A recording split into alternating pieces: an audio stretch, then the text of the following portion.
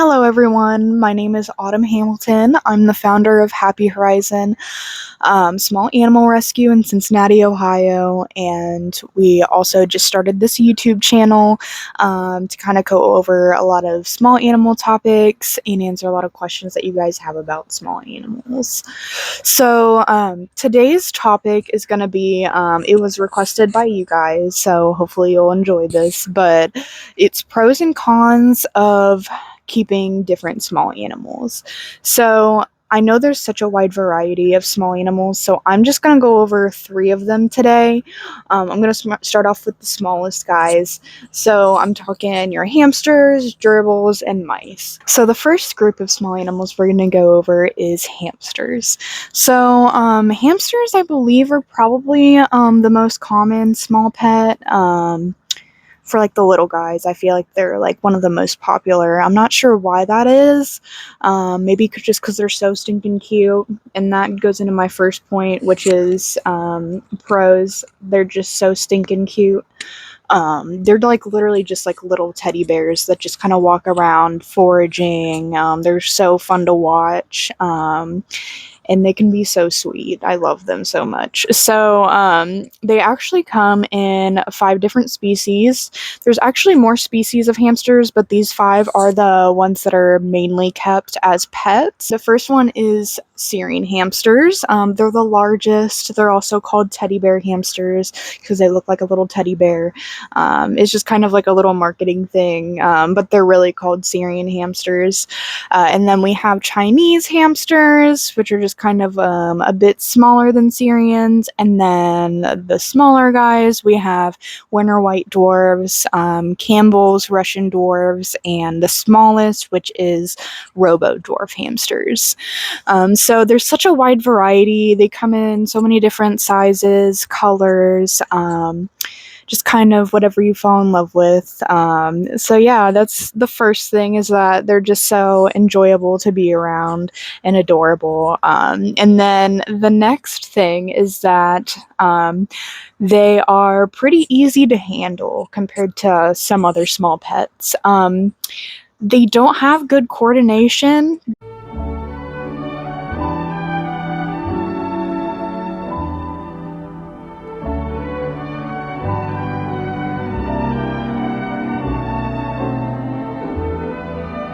They're really clumsy. They fall off a lot of things, which, I mean, that's probably a con for them, but for me, I feel like I can keep them contained easier than mice and gerbils. Like, they just, like, will kind of stay in one spot. They don't move as quick. Some of the little guys, they move pretty quick, but in general, I feel like they're a little bit easier to handle. The last thing, or the third thing that I have for hamsters that makes them great, is they're very clean. As long as you have an appropriate size enclosure and you're keeping up with spot cleaning, your hamster really shouldn't smell. Sometimes female Syrians have a smell when they're in heat, but in general, hamsters aren't very smelly. They're not dirty. And as long as you provide them with a sand bath, they keep their coat and their oils nice and under control. And you can litter train them also with sand. A lot of them will either pee and poop in one spot, or they will just go ahead and start using the sandbox as a litter box. For this reason, I also keep usually like 2 different sand baths in the enclosure if they do this, so that way they have one to actually clean themselves with and then one to use as a litter box. But this makes it so much easier for cleaning. They don't really make a mess. Like, they burrow, but they're not like flinging bedding everywhere usually. And they're just kind of nice, tidy little guys. Now we'll move on to the cons. So the main con for me for hamsters is just personal preference, really. It's just that they're nocturnal. Most of mine wake up after I've gone to sleep. Luckily, I have my female Syrian is always up and ready for me to hold her and stuff, and sometimes I'll stay up later, wake up in the middle of the night just to say hi to my other guys who are out later, but typically If you get lucky, sometimes you can also kind of train them to wake up earlier by like shutting off the lights a few hours earlier, getting them to come out a little earlier. But yeah, so for me, it's kind of a con because I wish I could see them more. But if you're night shift, that's great for you. Or if you're up all night, that's great for you. And then another con is that it's mostly just their age, is that they live 2 to 3 years, and I just wish that they lived longer. I wish all these little guys lived longer. But yeah, some things that I wish I knew about hamsters is that I wish that I knew about appropriate cage sizes and stress behaviors earlier on. Growing up, I did not keep my hamsters in the best environments. I didn't realize that like monkey barring, cage biting, all these things were stress behaviors, and it's just great to keep an eye out for those behaviors and realize when your hamster is in need of an upgrade. Kind of leading into that is that female Syrians, I wish I knew about female Syrians before I got a female Syrian. So these little ladies, they're fantastic. I mean, to start off with, usually they're super outgoing. They're, I feel like, more high energy, at least the ones that I've experienced. They're always just like needing something. But I wish I knew about the neediness of female Syrians. They just act like they're never satisfied. Like, I have given my female Syrian an 1,800 square inch enclosure. I combined two 40 by 20 inch enclosures to make one big long one, and she still wants out all the time.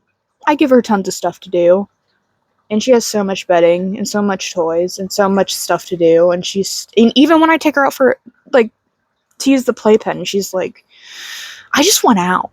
I just don't. She's just like, but she loves to be held. So I'm like, you know what? Okay, that's fine. I'll just hold you. We'll hang out. You'll burrow in the blanket and we'll have fun that way. But they're just so needy. So be prepared to get like a big enclosure, minimum like 75 gallon. Like, try to make it just as big as you can get it, because they're gonna need it. But yeah, so that it covers our hamsters, and then we will move on to gerbils. So moving on to gerbils, so I hadn't had a ton of experience with gerbils until I started getting them in the rescue.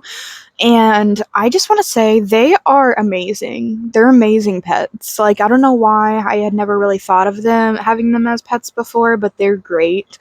So some pros for gerbils is that they're social.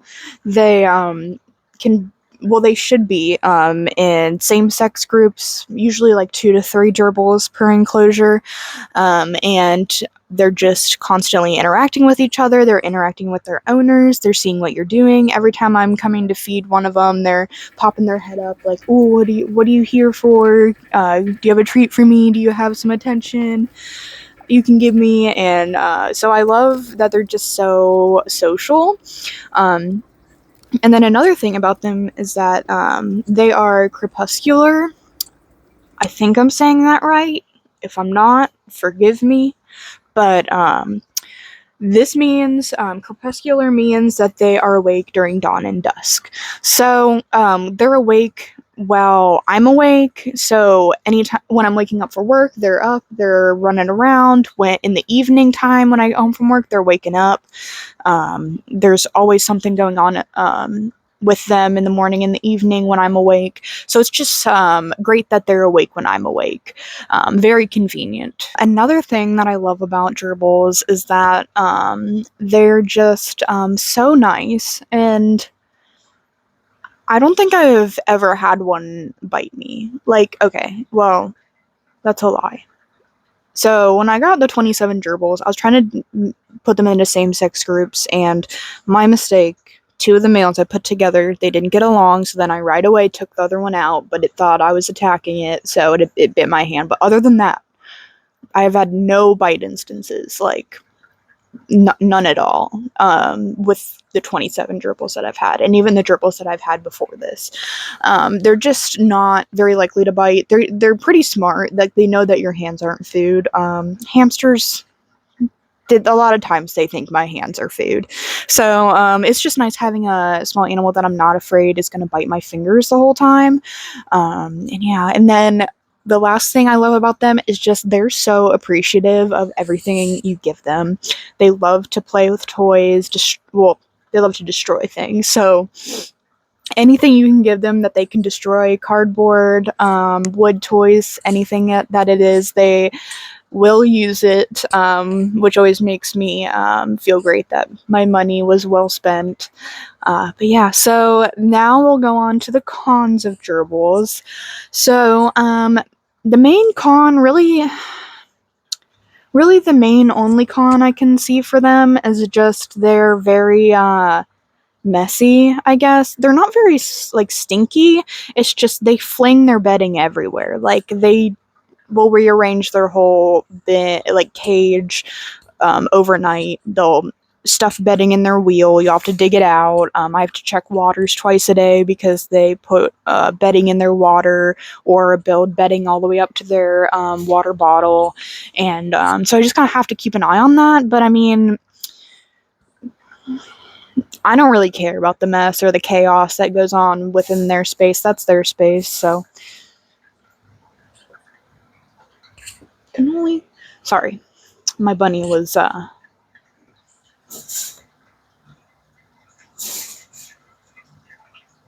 okay. So now that they're done, let's go on to one thing that I wish that I knew before getting gerbils, and that is how much they love to chew. So I didn't realize the extent to how much they love to chew.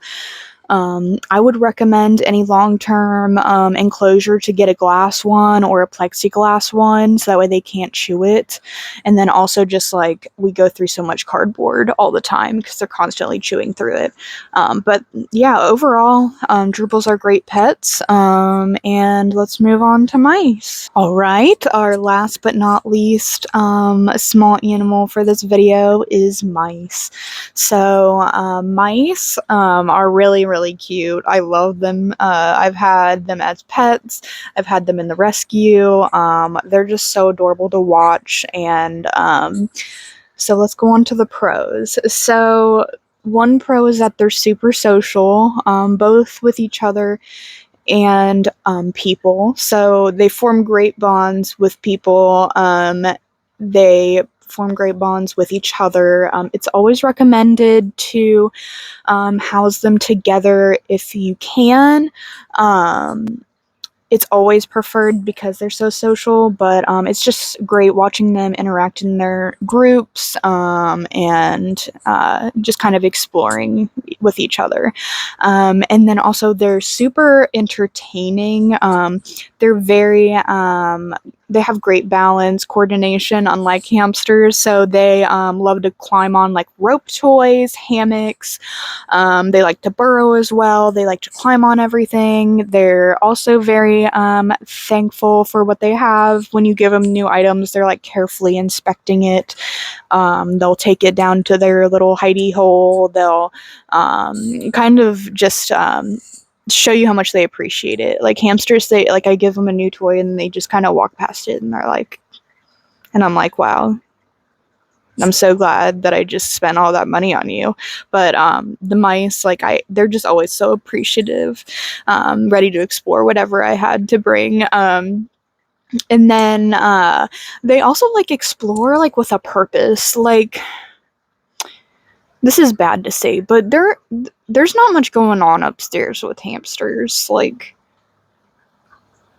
they just kind of like roam around their enclosure, like foraging. But like mice, when they do things around their enclosure, like you'll see them like putting things where they want it, kind of meticulously, like using their hands for different things.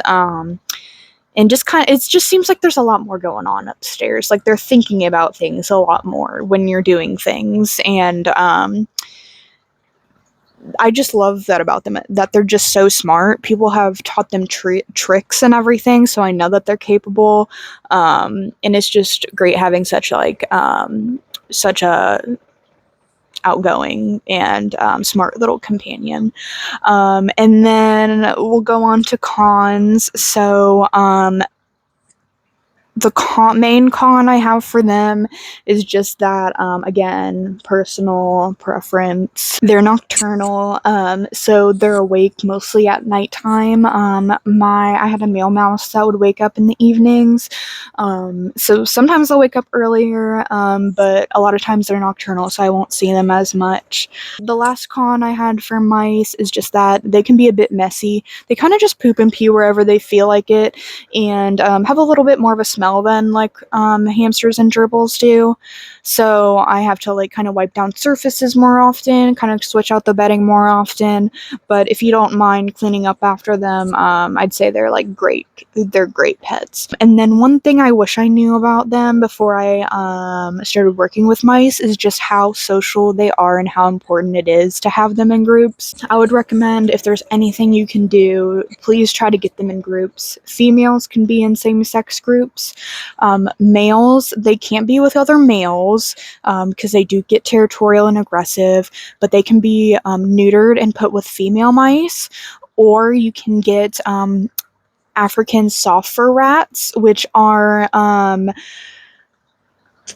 they're about the same size as a mouse, a little bit bigger, but since they're a different species, they don't breed, but they have such a similar way of living that they can actually coexist and live together and be happy and just fine. So if you can't neuter your male mice, look into African soft fur rats in your area, see if you can get some females to kind of keep them company. But yeah, that's the main thing that I wish I knew about mice, is just they're just such little social beings, and you gotta give that to them. But yeah, so that pretty much covers the 3 small animals. I might do a video in the future doing guinea pigs, rabbits, rats, and maybe chinchillas. Let me know what you think. And then I'll see you in the next video, and I hope you guys have a great week.